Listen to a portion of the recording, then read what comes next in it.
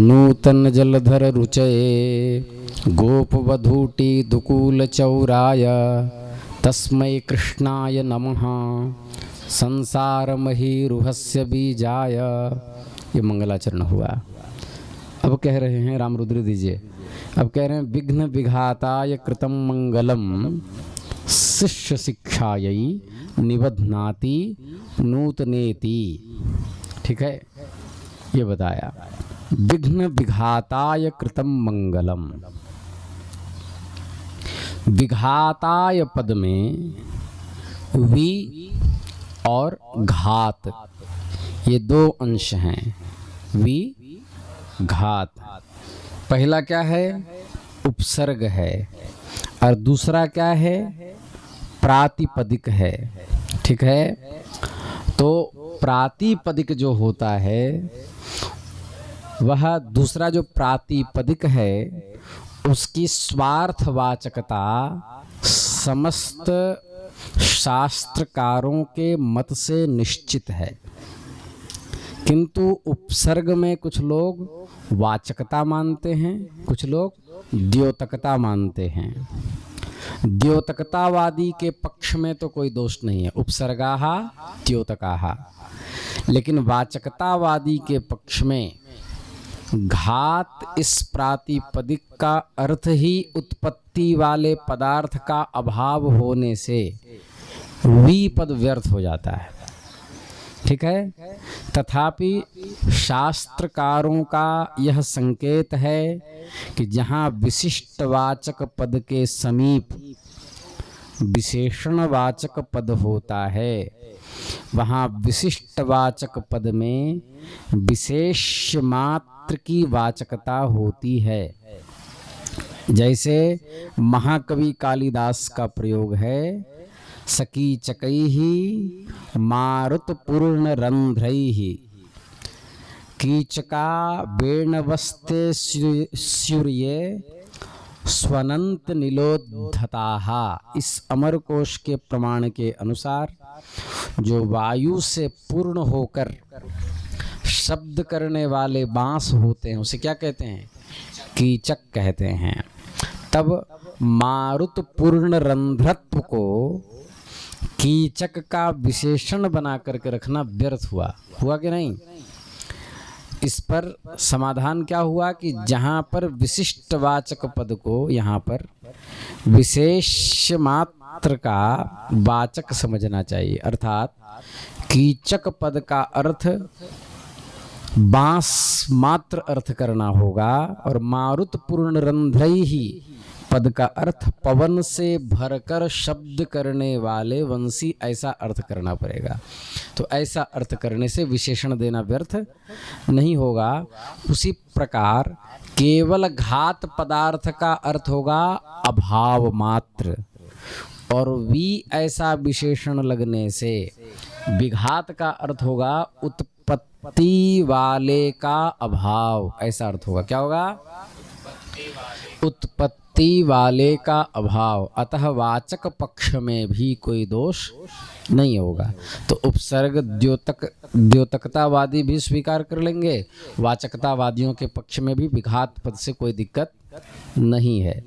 तो विघ्न विघाताय कृतं मंगलम, तो कर्तव्य ग्रंथ जो न्याय सिद्धांत मुक्तावली है उसके निर्विघ्न परिसमाप्ति के लिए मंगल किया जाता है ना?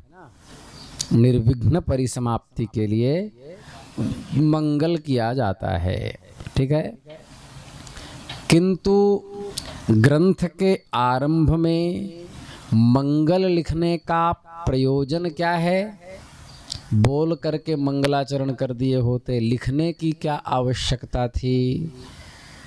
तो कहते हैं शिष्य शिक्षायै यद यदा चरति श्रेष्ठस् तत्तदेवेतरो जनः स यत् प्रमाणं कुरुते लोकस्तदनुवर्तते इति न्यायत्वात्।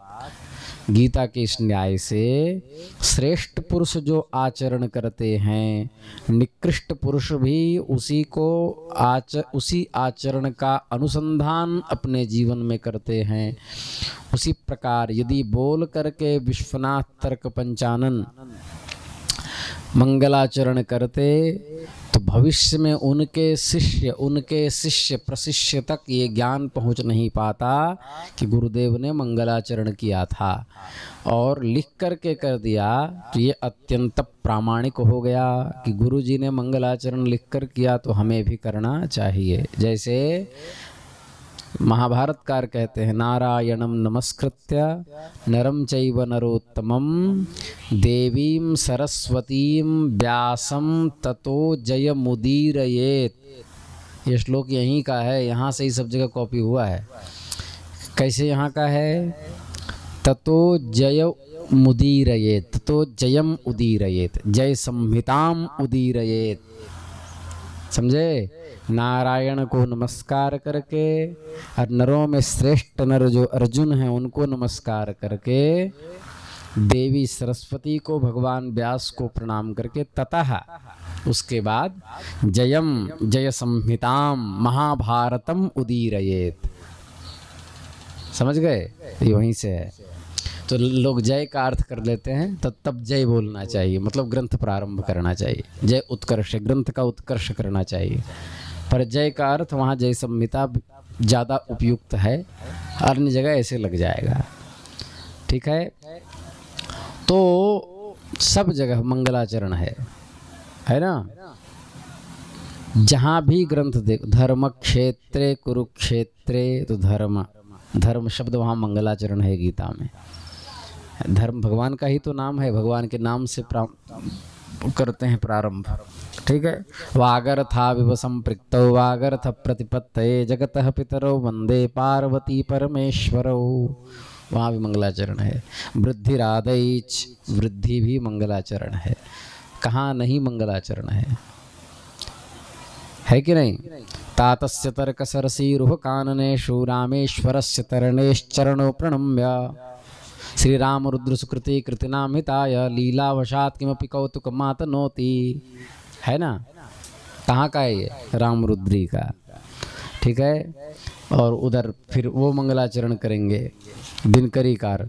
लक्ष्मीपाद युगम प्रणम्य पितरम श्री बालकृष्णाभिधम भारद्वाज कुलाम बुधौ विधुर्मिव श्री गौरवास्यांबुजात ज्ञात्वा शेषमतं मितेन वचसा सिद्धांत मुक्तावली गूढ़ार्थांस्तनुते यथा मति महादेव परेशान मुदे।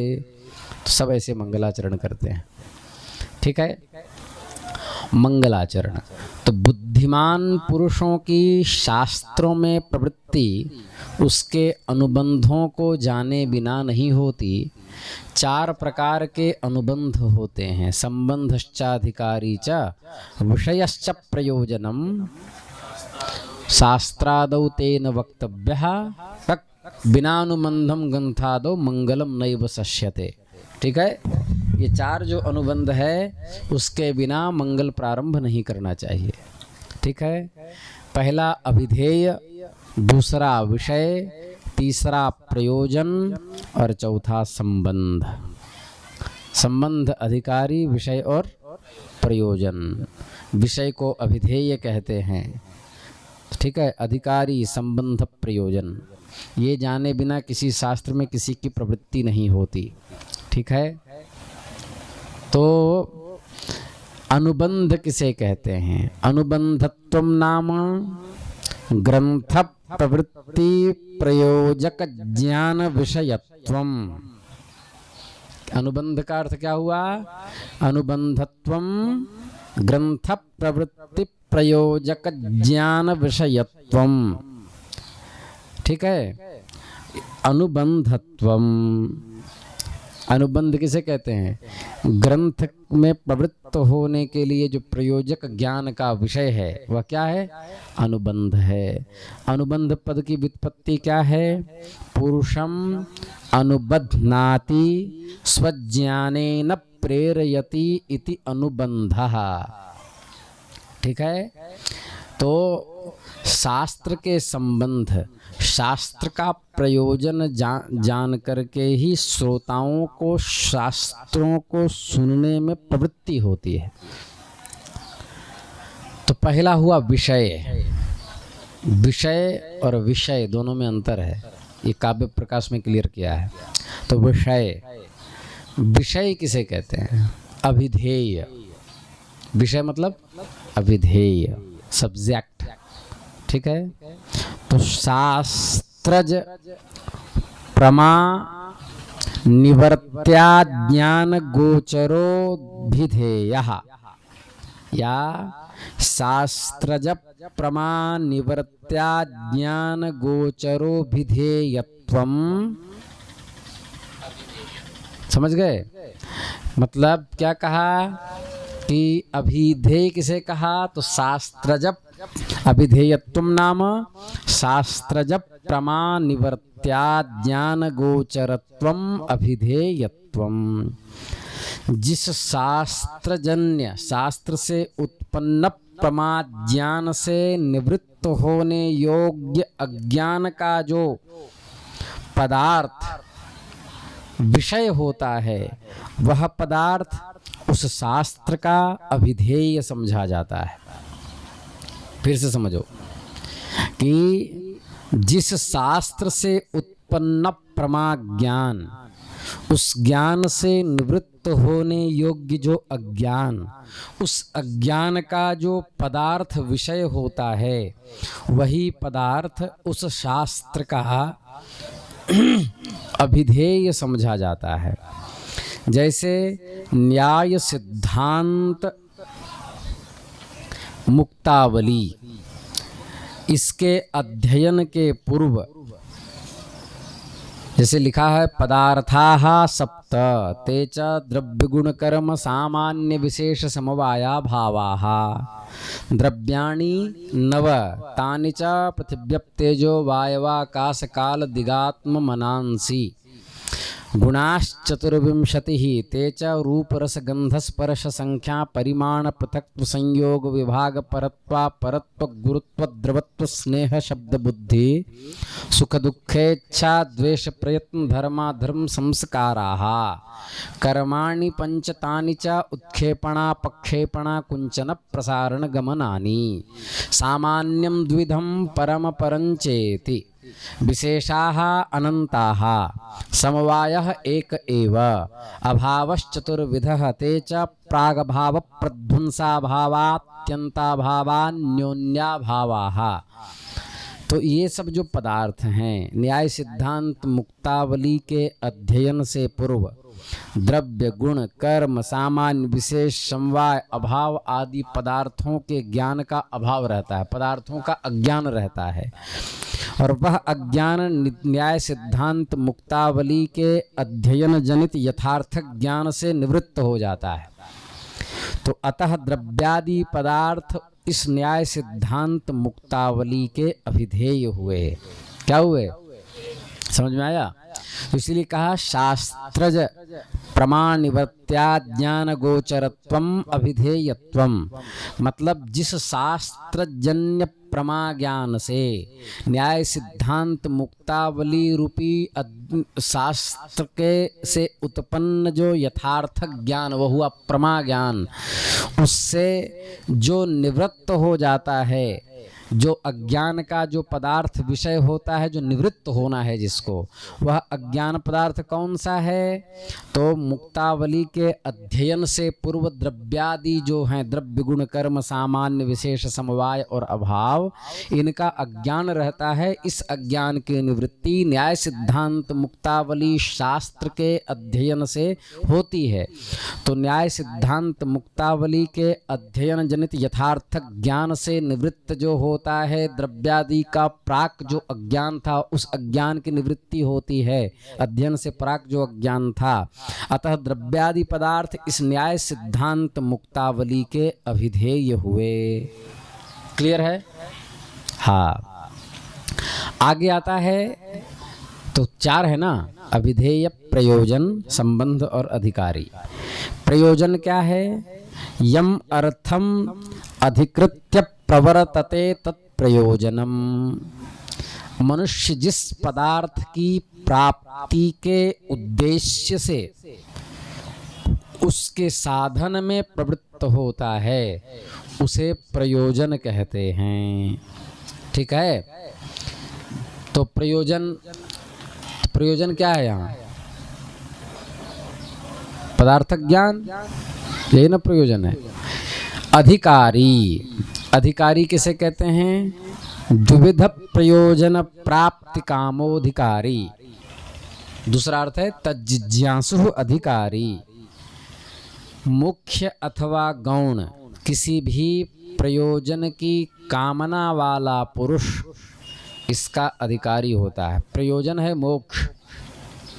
यतोऽभ्युदयः निःश्रेयः ससिद्धिः सधर्मः तत्वज्ञानान् निःश्रेयसाधिगमः। तो रखे रहो। तो प्रयोजन क्या है? मोक्ष। न्याय शास्त्र पढ़ने का प्रयोजन क्या है? हाँ, तत्वज्ञान। तो द्विविध प्रयोजन प्राप्ति कामोधिकारी पुरुष मतलब मुख्य अथवा गौण किसी भी प्रकार के प्रयोजन की कामना वाला पुरुष इसका अधिकारी होता है।